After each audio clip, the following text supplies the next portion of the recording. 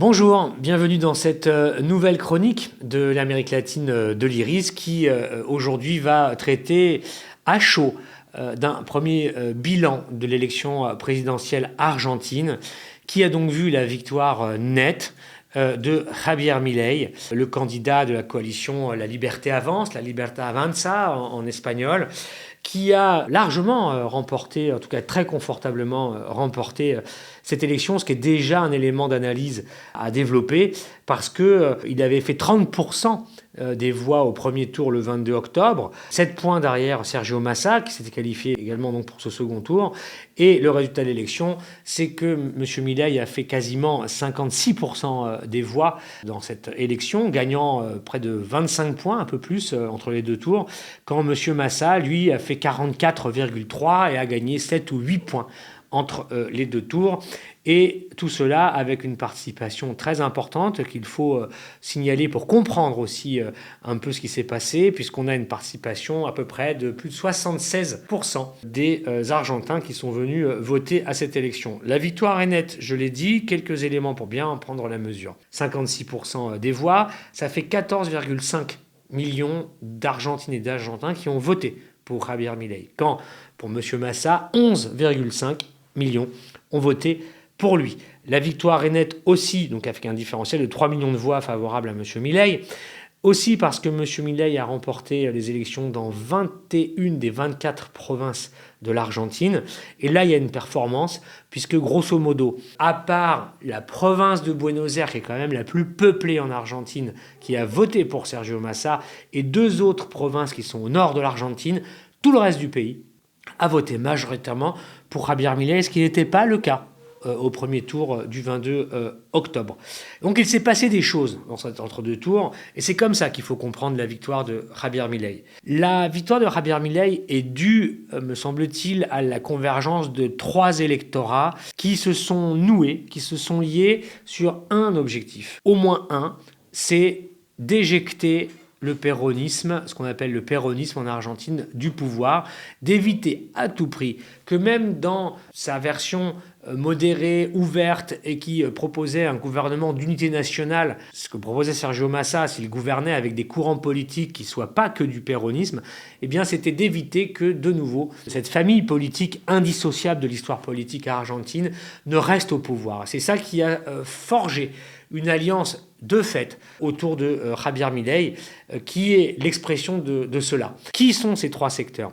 L'électorat que j'appellerais le primo-électorat de M. Javier Milei, c'est 30% qu'il représente et qui ont voté pour lui au premier tour, et dont on trouve, les profils à la fois dans un électorat qui a voté Milei par anti-politique, anti-système, comme un vote de défiance, de rejet des partis politiques, des gouvernements, de la politique traditionnelle en Argentine. Et on trouve cet électorat en particulier, pas seulement, mais en particulier au sein de la jeunesse. Monsieur Milei a aggloméré autour de lui un électorat jeune, de gens qui ont 25, 30 ans, qui souvent n'ont connu que l'alternance entre un péronisme long d'une vingtaine d'années associé à Nestor et Cristina Kirchner, et Mauricio Macri qui a dû gouverner 4 ans entre 2015 et 2019. Donc c'est le rejet de tout ça que M.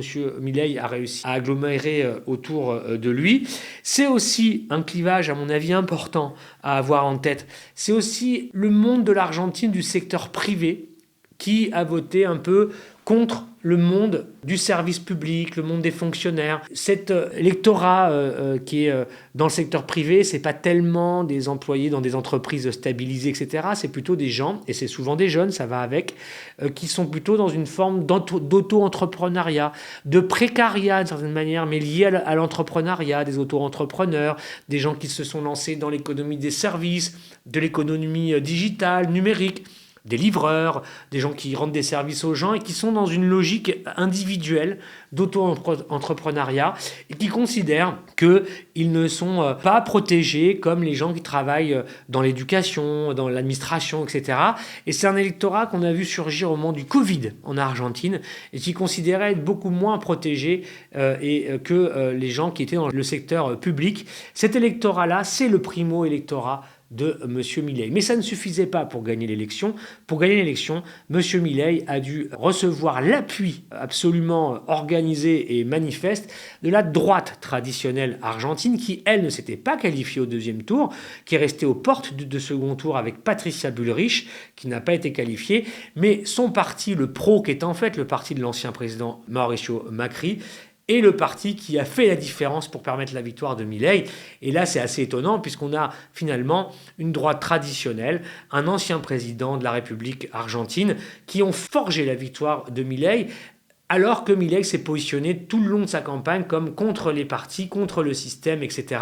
Et il va être président allié à la droite traditionnelle argentine qui lui a permis justement de gagner ses voix, en particulier dans les provinces argentines où il n'était pas arrivé en tête au premier tour. Et puis enfin, troisième électorat qui s'est retrouvé dans cette candidature, c'est non pas le parti en tant que tel, mais plutôt les électeurs d'une partie importante du centre droit argentin.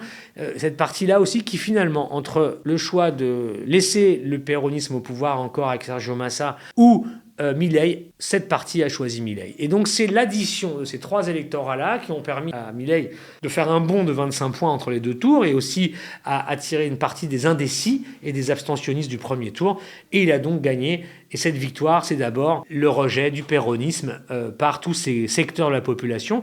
Un péronisme qui, dans cette défaite, représente toujours quand même autour de M. Massa 44% des voix. Donc c'est quand même un bloc qui reste relativement important, mais qui n'est plus majoritaire et qui n'a pas pu faire face à l'agglomération, à l'addition des électorats dont je viens de parler. Donc maintenant, qu'est-ce que ça va donner ? Monsieur Milei, il y a eu le Milei de la campagne électorale, la conquête du pouvoir, puis il va y avoir le Milei président, il commencera sa présidence le 10 décembre 2023, et en fait, Monsieur Milei va être président de l'Argentine avec une force, un mouvement qui est le sien, qui ne lui permet pas de gouverner, d'avoir de grandes marges de manœuvre, puisque précisément, M. Milei n'a aucune majorité naturelle au Congrès argentin, puisqu'au Congrès argentin, c'est les péronistes défaits à la présidentielle qui dominent la scène à la Chambre des députés, mais aussi au Sénat, qui représente les groupes les plus importants. Et pour que M. Milei puisse avoir une majorité juste, il lui faut absolument cette négociation et cet accord, cette alliance avec le parti de Mauricio Macri, l'ancien président, donc la droite traditionnelle argentine, et si possible aussi en ayant le soutien d'une partie d'élus qui viennent du centre droit. Il n'y a que comme cela que M. Milei pourra gouverner avec une certaine stabilité. Donc, chacun appréciera, mais il est clair que l'avenir de M. Milei est conditionné à l'alliance politique qu'il va pouvoir construire avec la droite traditionnelle qui n'a pas réussi à arriver en finale de l'élection présidentielle, mais qui va quand même revenir au pouvoir, qui va quand même accompagner Milei au pouvoir, au gouvernement, grâce à cette alliance entre les deux tours. C'est un des bilans, une des choses qu'il faut retenir de cette élection argentine. Alors, la grande question, c'est de savoir est-ce que Milei va pouvoir mettre en place son programme, rappelons-le, qui est un programme très radical, que lui qualifie de anarcho-capitaliste, certains de libertarien, c'est-à-dire ultra-libéraux chimiquement purs sur le plan économique,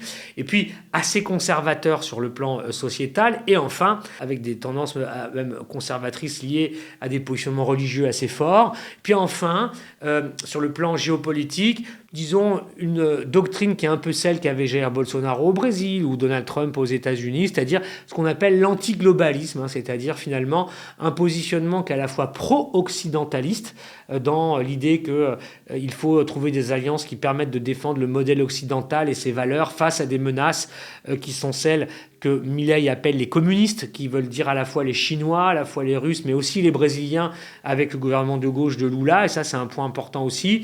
Et ça veut dire aussi qu'on est toujours pour défendre les valeurs de l'Occident, parmi lesquelles la religion, le judéo-christianisme, etc., face à des menaces grandissantes. Donc c'est ça qui définit un petit peu le courant qu'incarne M. Milei. Donc est-ce qu'il va pouvoir mettre en place son programme ? Personne ne peut le dire aujourd'hui, mais il est clair que ça dépendra du niveau d'alliance et jusqu'où veulent bien le suivre en fait aussi ces alliés de la droite traditionnelle. Le Fonds monétaire international, chez lequel l'Argentine a une crédibilité créance de plus de 40 milliards de dollars, toujours, qui avait été contractée par Mauricio Macri lorsqu'il dirigeait le pays, eh bien, se satisfait de la victoire de Milei parce qu'ils veulent voir là le retour d'une négociation plus favorable au Fonds monétaire international dans le paiement de la dette, avec donc ce nouveau pouvoir et M. Macri qui peut-être reviendra aux premières loges, peut-être même au gouvernement. Il faudra voir quel sera ce gouvernement. Est-ce que donc Milei va pouvoir avoir les coups des franches pour à la fois appliquer sa politique de la tronçonneuse qui vise, je le rappelle, à baisser les ressources et les investissements de l'État, la dépense publique de 15 points du PIB argentin, de fermer une série de ministères régaliens qui consistent à fermer aussi la banque centrale, à dollariser l'économie, etc., etc. En fait, on verra bien, puisque M. Milei va devoir, aujourd'hui, tout président qu'il est, trouver des points d'accord avec ceux qui l'ont élu et qui lui ont permis de l'être et qui ne sont pas sur ses positions. Donc, c'est autour de cela qu'il faudra suivre les premiers pas de M. Milei. 2 tests assez rapides vont arriver devant nos yeux. Le premier, c'est que quelle sera la composition du gouvernement? Est-ce que dans ce gouvernement, les ministères régaliens seront là ou seront pas là? Et qui les dirigera? Qui va avoir les ministères? Aujourd'hui, M. Milei semble indiquer qu'il va faire entrer ceux qui lui ont permis d'être élus, puisque un certain nombre de figures de la vie politique argentine de droite sont déjà nommées pour certains ministères, certaines grandes administrations.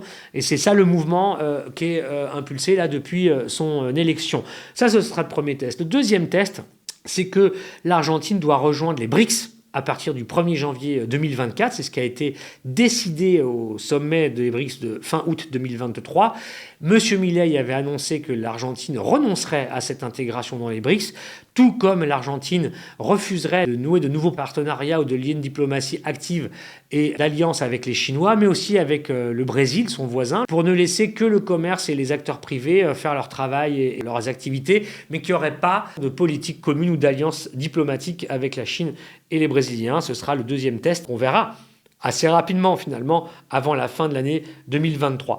Voilà aujourd'hui ce qu'on peut dire pour commencer sur cette élection. Milei a gagné nettement. C'est une sanction du péronisme et de la situation de crise sociale sur laquelle le péronisme a échoué et il n'a pas convaincu.